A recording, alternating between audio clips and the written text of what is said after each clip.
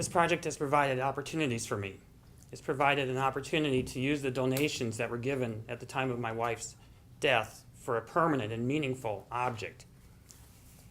It also provides me an opportunity to speak about her. At her funeral, I wrote her life story. At that time, I wasn't able to read and share it with the people that attended her funeral, and now I have that chance.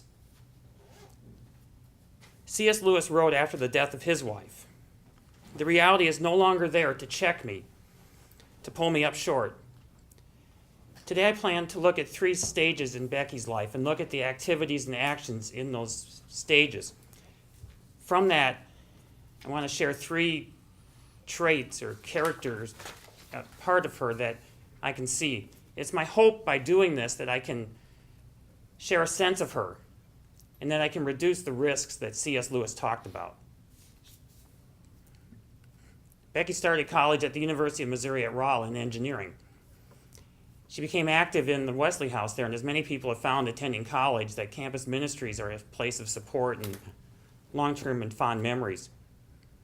One summer while she was in Rolla, she attended a mission trip into the inner city of St. Louis, and she often spoke about how that affected her seeing that type of life. After a while, she began to sense that engineering wasn't what she was called to do, and was sensed that she was called to ministry. She transferred to Minnesota Bible College here in Rochester and started taking the classes that she hadn't had so far. She talked about being in the back of the bus on volleyball trips and other sporting trips, working with her teammates on Greek vocabulary. While she was at Minnesota Bible College, she worked part-time at Hiawatha Homes.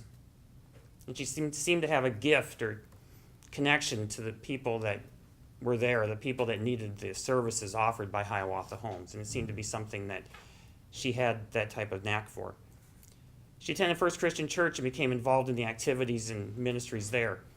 One activity that meant a lot to her was helping with the plays that we put on for the children at Christmas and in the spring. And she would work on set construction, a very special type of set construction where the sets could be taken down, packaged, moved, and set up in places outside the church, and plays were presented at Madonna Towers, at Assisi Heights, for the people who attended there. When we started attending this church, she became involved with the ministries and activities here. She attended the Wednesday morning Bible study. She worked to catalog the various materials and books that we have in our library. She also attended Bible Study Fellowship, a community-wide Bible study for people in the community, and that provided a lot of support to her. As our sons became older, she became involved with Washington Elementary School and became involved in the activities there. She volunteered for Math Masters and Gifted Education. Unfortunately, there were times that her cancer treatments prevented her from volunteering as much as she'd like to. One area that was a support to her was she attended the support group sponsored by the American Cancer Society for breast cancer survivors and breast cancer patients, and that provided strength for her. What are the values that I saw? Community is one of them.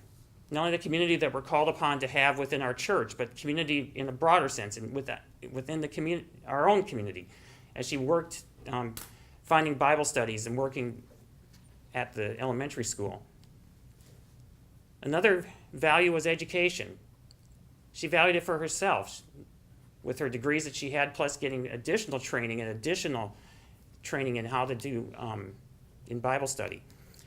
And for her sons, she was an advocate for them, not just checking their homework, but being involved in their activities and in their classrooms. The third trait that I saw was perseverance. Today we like using the words grit or persistence. But for my wife, perseverance is an appropriate word because what she went through with her cancer was severe. There were times it was visible, as you could see from some of these pictures, from this picture. But at other times it was not nearly as seen, but we could obviously see the long-term progress of this as we would go to Mayo Clinic appointments. At the time she was going through Mayo, digital records weren't there yet, it was all paper records. And by the end, she was having 2 folders of records following her around the clinic. Each folder 6 by 9 inches, 1.25 inches thick, and that was keeping the results of her visits, her lab results, her exams. And it was severe. And it did take its toll, and her faith held strong. Not only was she involved in set construction, she was involved in woodworking. I still have bookcases at my house that she built and I'm still using. And I know she would appreciate the artistic work that went into the stained glass, the beauty, the meanings behind it. And I thank you for the chance to share about her today and for the chance to be involved in this project. Thank you, Tim.